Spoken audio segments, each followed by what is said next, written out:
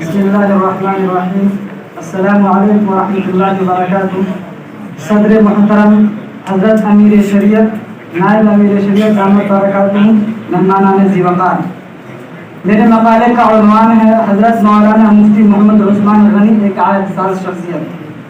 کائنات کے طول و عرض میں ایسے علماء کرام ہمیشہ رہے ہیں جنہوں نے ہر دور میں ملک و ملت کی صحیح ترجمانی کی ہے اور انہوں نے پوری ملت کی شیرازہ بندی کو قائم و دائم رکھنے میں اہم رول ادا کیا ہے.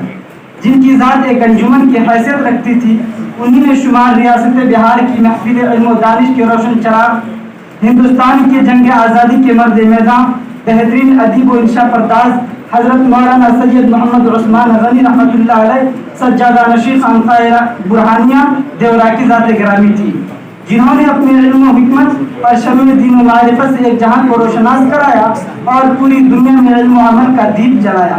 اپنے علم سے ان کو فقہ و فتاوی میں خاص درک اور مہارت بھی حاصل تھی، جس کا نتیجہ ہے کہ دارالعلوم دیوبند سے فراغت کے بعد اپنے آبائی وطن کا رخ کیا تو اس وقت ہندوستان کے چوٹی کے علماء میں شمار فکر اسلامی کے امین و ترجمان، صاحب علم و فراست، زہد و ورع حضرت مولانا ابو المحاسن محمد سجاد رحمۃ اللہ علیہ کی شخصیت تھی.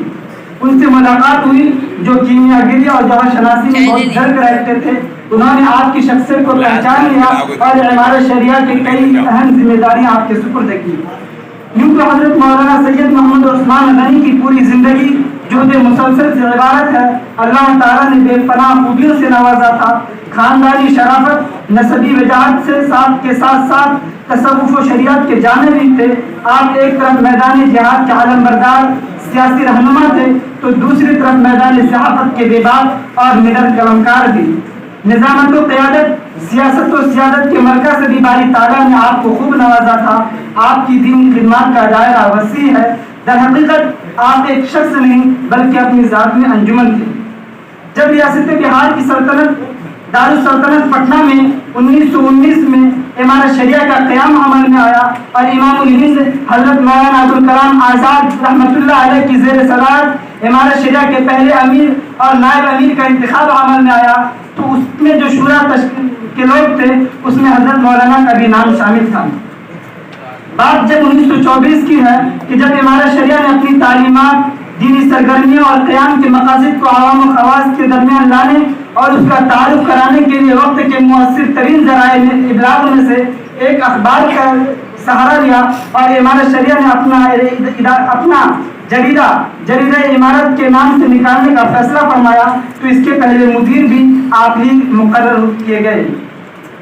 آپ جس زمانے میں اس کے مدیر بنائے گئے تھے در حقیقت وہ مغلیہ سلطنت کے زوال اور انگریزی سامراج کے عروج کا زمانہ تھا اور آپ انگریزوں کے سخت مخالف تھے. وقت اور حالات کے نشیب و فراز کا مشاہدہ انہوں نے اپنی سر کی آنکھوں سے کیا تھا. سامراج حکومت کی ظلم و تشدد، عناد و سرکشی اور ان کے باطل افکار و نظریات اور غلط پالیسیوں کو اپنی تحریروں میں لاتے اور ان کی مخالفت بھی کرتے تھے، جسے مورد الزام بنا کر آپ کو جیل کی سلاخوں میں بھی ڈالا گیا.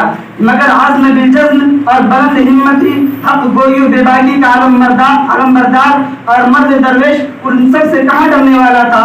اتنے سارے حالات کے باوجود انہوں نے اپنی دینی غیرت و حمیت اور خودداری سے کسی بھی طریقے سے سمجھوتا نہیں کیا بلکہ بے باکانہ صحافت کا اعلیٰ نمونہ پیش کیا اور اپنی آرا کا اظہار کرتے رہے اور ثابت کر دیا کہ آئین جواں مرداں، حق گوئی و بے باکی اللہ کے شعروں کو آتی نہیں روباہی. نتیجہ یہ ہوا کہ حکومت برطانیہ نے آپ کی تحریروں پر بھی پابندی لگائی اور خود جریدہ عمارت پر بھی پابندی لگائی جو بعد میں چل کر نقیب کے نام سے بھی شائع ہوا. بالآخر آسمان دنیا کے روشن چراغ، بلند پایہ صحافی، عظیم مجاہد آزادی نے اپنی حیات مستعار کے ایام گزار کر 24 ذی الحجہ 1339 ہجری مطابق 8 دسمبر 1977 کو ہمیشہ کے لیے غروب ہو گیا اور خانقاہ مجیبیہ پھلواری شریف کے قبرستان میں تدفین عمل میں آئی. اللہ تعالیٰ مولانا کی مغفرت فرمائے، ان کے سیئات کو حسنات سے مبدل کرے اور جنت الفردوس میں اعلیٰ سے اعلیٰ مقام عطا فرمائے. آمین. وآخر دعوانا الحمد للہ.